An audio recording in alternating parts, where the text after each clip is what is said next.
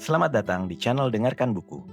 Ini adalah audiobook The Count of Monte Cristo karya Alexandre Dumas.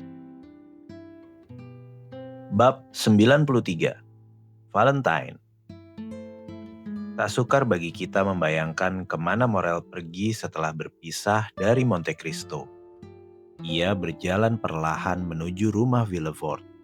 Kami katakan perlahan sebab ia punya waktu lebih dari setengah jam untuk menempuh jarak 500 langkah.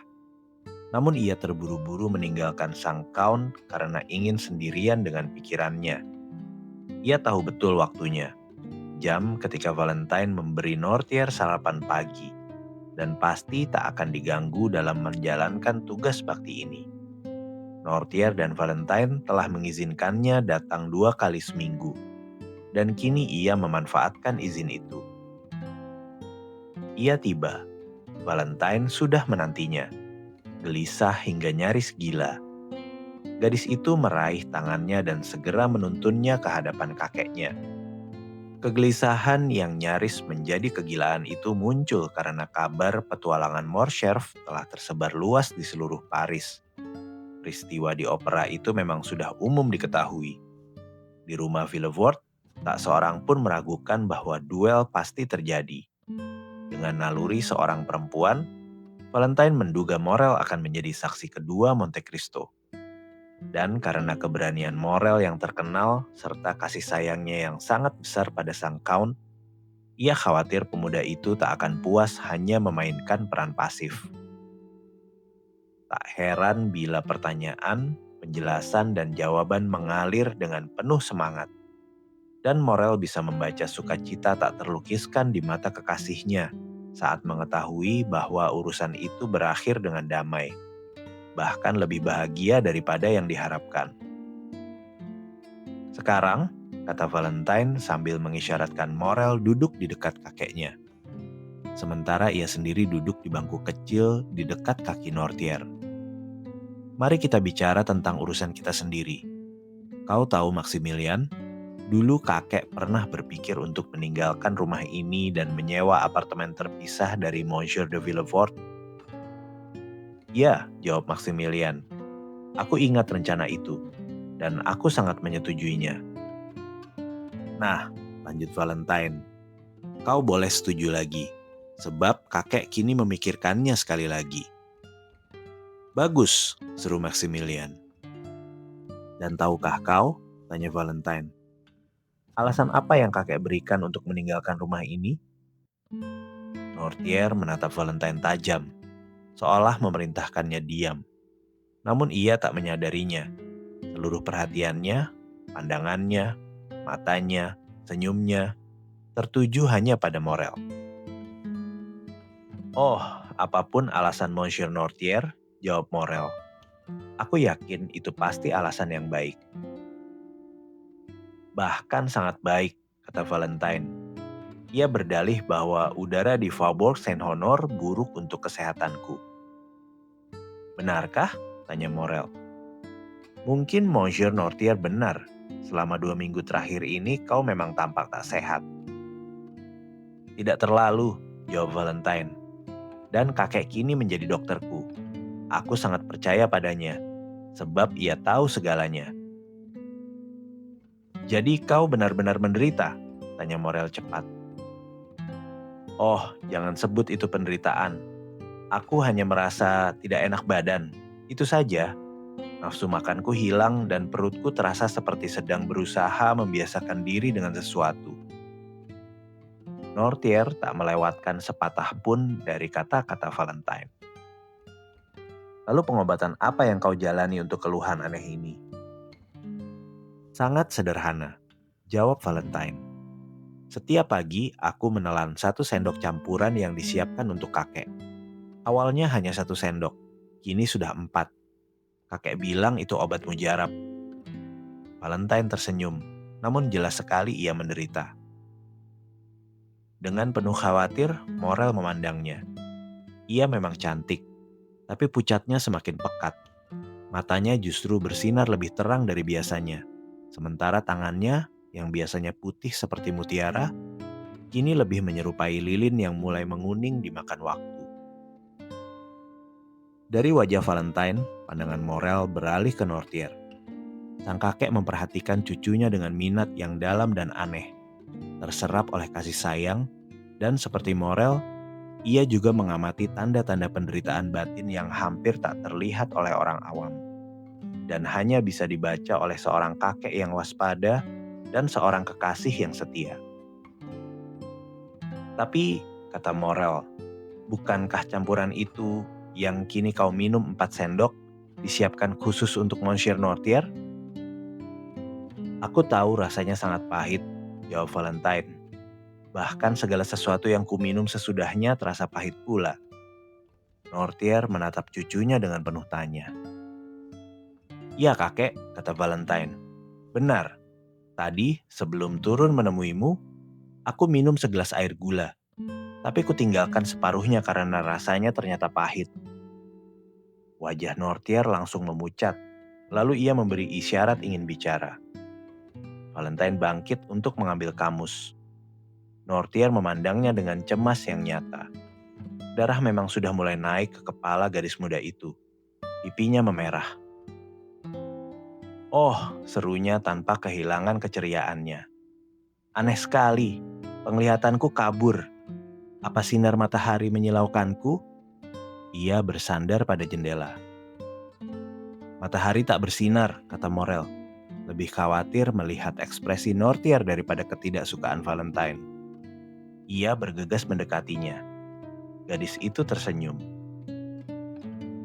Tenanglah kakek, katanya. Jangan khawatir Maximilian, ini bukan apa-apa dan sudah lewat. Tapi dengar, bukankah itu suara kereta di halaman? Ia membuka pintu kamar Nortier, berlari ke jendela di koridor lalu kembali cepat. Ya, katanya, itu Madame Danglars dan putrinya datang menjenguk kita. Selamat tinggal, aku harus pergi, sebab mereka pasti akan mengirim orang memanggilku. Atau lebih tepat, sampai jumpa lagi. Tinggallah bersama kakek Maximilian. Aku janji tak akan membujuk mereka tinggal lama. Morel memandangnya pergi. Ia mendengar Valentine menaiki tangga kecil yang menghubungkan kamar Madame de Villefort dan kamarnya sendiri. Begitu ia lenyap, Nortier memberi isyarat pada Morel untuk mengambil kamus. Morel menuruti. Berkat bimbingan Valentine, ia telah belajar memahami sang tua dengan cepat. Namun, meski sudah terbiasa, ia tetap harus menyebut hampir semua huruf alfabet dan mencari setiap kata dalam kamus. Sehingga 10 menit berlalu sebelum pikiran sang kakek berhasil diterjemahkan menjadi kalimat, ambil gelas dan kendi air dari kamar Valentine. Morel segera membunyikan bel, memanggil pelayan yang menggantikan Barrois, lalu menyampaikan perintah itu atas nama Nortier. Tak lama kemudian pelayan itu kembali, namun kendi dan gelasnya kosong melompong. Nortier segera memberi isyarat ingin berbicara lagi. Mengapa gelas dan kendi itu kosong? Bukankah Valentine bilang ia hanya minum separuhnya? Penerjemahan pertanyaan ini memakan 5 menit lagi. Aku tidak tahu tuan, jawab pelayan itu. Tapi pembantu rumah tangga sedang berada di kamar Mademoiselle Valentine. Mungkin dialah yang mengosongkannya.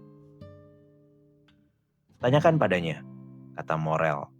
Kali ini menerjemahkan maksud Nortier hanya dari sorot matanya.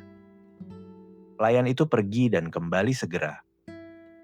Mademoiselle Valentine melewati kamarnya dalam perjalanan ke apartemen Madame de Villefort, katanya. Dan karena haus, ia minum sisa air di gelas itu. Adapun kendi, tuan kecil Edward telah mengosongkannya untuk membuat kolam bagi bebek-bebeknya. Nortier mengangkat matanya ke langit, seperti penjudi yang mempertaruhkan segalanya pada satu lemparan dadu. Sejak saat itu, matanya tak pernah lepas dari pintu. Memang benar, Madame Danglars dan putrinya yang datang. Valentine telah melihat mereka dan mereka diantar ke kamar Madame de Villefort yang memilih menerima tamu di sana. Itulah sebabnya Valentine melewati kamarnya sendiri yang sejajar dan hanya dipisahkan oleh kamar Edward. Kedua wanita itu memasuki ruang tamu dengan kekakuan resmi yang biasanya mendahului pengumuman. Kedua wanita itu memasuki ruang tamu dengan kekakuan resmi yang biasanya mendahului pengumuman penting. Di kalangan orang beradab, sikap menular. Maka Madame de Villefort pun menyambut mereka dengan kekhusyukan yang sama. Tepat saat itu Valentine masuk dan formalitas pun dimulai lagi. "Sahabatku tercinta," kata sang barones, sambil kedua pemudi itu saling berjabat tangan. "Aku dan Eugene datang untuk menjadi yang pertama mengumumkan kepadamu tentang pernikahan putriku yang akan segera berlangsung dengan Pangeran Cavalcanti." Danglars tetap mempertahankan gelar pangeran. Sang bankir populer merasa julukan itu lebih mengesankan daripada Count. "Izinkan aku mengucapkan selamat yang tulus," jawab Madame de Villefort. "Pangeran Cavalcanti tampaknya pemuda yang luar biasa." "Dengar," kata sang barones sambil tersenyum. "Berbicara sebagai sahabat, aku bisa jujur. Sang pangeran belum menunjukkan seluruh potensinya. Ia masih membawa sedikit sikap asing yang segera mengungkapkan asal Italia atau Jermannya di mata orang Prancis. Namun ia jelas berhati baik, cerdas luar biasa, dan soal kekayaan, Monsieur Danglars meyakinkanku bahwa hartanya megah. Itu kata yang tepat." "Dan," tambah Eugene sambil membolak-balik album Madame de Villefort, "jangan lupa tambahkan bahwa kau sangat menyukai pemuda itu." "Dan aku tak perlu bertanya apakah kau juga menyukainya," kata Madame de Villefort. "Aku?" jawab Eugene dengan kejujurannya yang biasa. "Oh, sama sekali tidak, Nyonya. Aku tak ingin terikat pada urusan rumah tangga atau pada kehendak pria manapun. Aku ingin menjadi seniman, dan karenanya bebas dalam hati, tubuh, dan pikiran." Eugene mengucapkan kata-kata itu dengan nada yang begitu tegas, hingga pipi Valentine memerah. Gadis pemalu itu tak bisa memahami watak kuat yang sama sekali tak mengenal keraguan perempuan. "Bagaimanapun," kata Valentine pelan, "karena aku pasti akan dinikahkan, suka atau tidak, aku harus bersyukur pada takdir karena membebaskanku dari pertunangan dengan Monsieur Albert de Morcerf. Kalau tidak, hari ini aku pasti sudah menjadi istri seorang pria yang terhina." "Itu benar," kata sang barones dengan keterus-terangan aneh yang sering ditemui pada wanita bangsawan, dan yang tak bisa dihilangkan meski oleh pergaulan sehari-hari. "Memang benar kalau keluarga Morcerf tak ragu-ragu, putriku pasti sudah menikah dengan Monsieur Albert. Sang jenderal sangat mengandalkan hal itu. Ia bahkan datang sendiri mendesak Monsieur Danglars. Kita sungguh beruntung bisa lolos." "Tapi," kata Valentine ragu-ragu, "apakah aib seorang ayah harus jatuh pada anaknya? Menurutku, Monsieur Albert sama sekali tak bersalah atas pengkhianatan yang dituduhkan pada sang jenderal." "Maafkan aku," potong gadis muda yang tak kenal ampun itu. "Monsieur Albert justru layak mendapat bagiannya. Katanya setelah menantang Monsieur de Monte Cristo di opera kemarin, hari ini ia malah meminta maaf." "Mustahil," seru Madame de Villefort. "Ah, sahabatku tercinta," kata Madame Danglars dengan kesederhanaan yang sama seperti sebelumnya. "Itu benar adanya. Aku mendengarnya langsung dari Monsieur Debray yang hadir saat penjelasan itu." Valentine juga tahu kebenarannya, namun ia diam. Satu kalimat saja sudah mengingatkannya bahwa Morel sedang menantinya di kamar Monsieur Nortier. Tenggelam dalam renungan batin, ia sejenak berhenti mengikuti percakapan. Bahkan ia tak mampu mengulang apa yang baru saja dikatakan. Ketika tiba-tiba tangan Madame Danglars menekan lengannya, membangunkannya dari lamunannya. "Apa itu?" serunya. Terkejut seolah tersengat listrik oleh sentuhan itu. "Sayangku," kata sang barones, "kau pasti sedang menderita." "Aku?" tanya gadis muda itu, mengusap dahinya yang panas. "Ya, lihatlah dirimu di cermin itu. Dalam 1 menit wajahmu berubah pucat, lalu merah, 3 atau 4 kali berturut-turut. Benar, seru Eugene. Kau sangat pucat. Oh, jangan khawatir. Aku memang sudah begini sejak beberapa hari lalu. Polos seperti ia, Valentine tahu ini kesempatan untuk pergi. Dan untungnya Madame de Villefort pun membantunya. Pergilah Valentine, katanya. Kau benar-benar tak enak badan, dan nyonya-nyonya ini pasti akan memaafkanmu. Minumlah segelas air murni, itu akan menyegarkanmu. Valentine mencium Eugene, membungkuk pada Madame Danglars yang sudah berdiri hendak pergi, lalu keluar. Anak malang itu, kata Madame de Villefort setelah Valentine pergi, membuatku sangat cemas. Aku tak heran kalau ia terserang penyakit serius. Sementara itu, Valentine dalam keadaan gelisah yang tak ia pahami sendiri, melewati kamar Edward tanpa menyadari kelakuan usil si bocah. Lalu melalui kamarnya sendiri menuju tangga kecil. Ia tinggal 3 anak tangga lagi dari dasar. Ia sudah mendengar suara Morel, ketika tiba-tiba awan gelap menyelimuti matanya.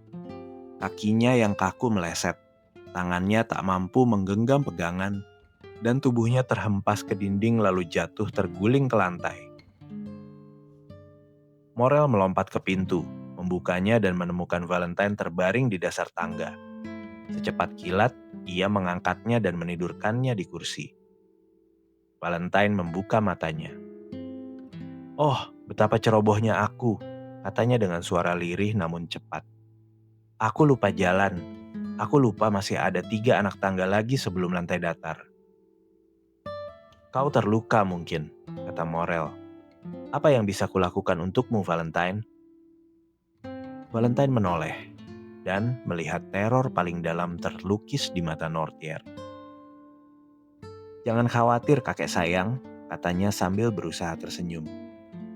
Ini bukan apa-apa. Benar-benar bukan apa-apa. Aku hanya pusing. Itu saja. Serangan pusing lagi, seru Morel sambil mengatupkan tangan. Oh Valentine, tolong rawat dirimu. Aku mohon. Tidak, kata Valentine.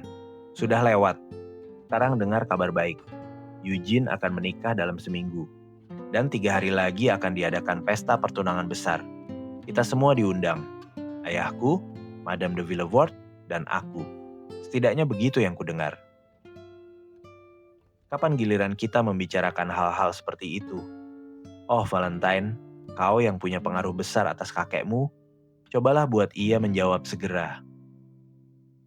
Dan kau, kata Valentine, percayakan padaku untuk membangkitkan kembali ingatan kakek yang lambat itu. Ya, seru Morel. Cepatlah, selama kau belum menjadi milikku Valentine, aku selalu merasa bisa kehilanganmu. Oh, jawab Valentine dengan gerakan kejang. Oh, sungguh Maximilian, kau terlalu penakut untuk seorang perwira. Untuk seorang prajurit yang katanya tak pernah kenal rasa takut. Hahaha. Ia tertawa, namun tawanya terdengar dipaksakan dan suram. Lengannya kaku dan berputar, kepalanya jatuh ke sandaran kursi dan tubuhnya diam tak bergerak. Teriakan ngeri yang tak mampu keluar dari mulut Nortier tampak meledak dari matanya. Morel memahaminya. Ia tahu harus memanggil pertolongan. Ia membunyikan bel dengan keras. Pembantu yang tadi di kamar Valentine dan pelayan pengganti Barrois berlari masuk bersamaan. Valentine begitu pucat, dingin dan tak bernyawa, hingga tanpa menunggu penjelasan, rasa takut yang sudah lama menghantui rumah itu langsung merasuki mereka. Mereka berlari ke koridor sambil berteriak meminta bantuan. Saat itu, Madame Danglars dan Eugene sedang menuju pintu keluar, dan mereka mendengar penyebab kegaduhan itu. Aku sudah bilang, seru Madame de Villefort. Anak malang itu,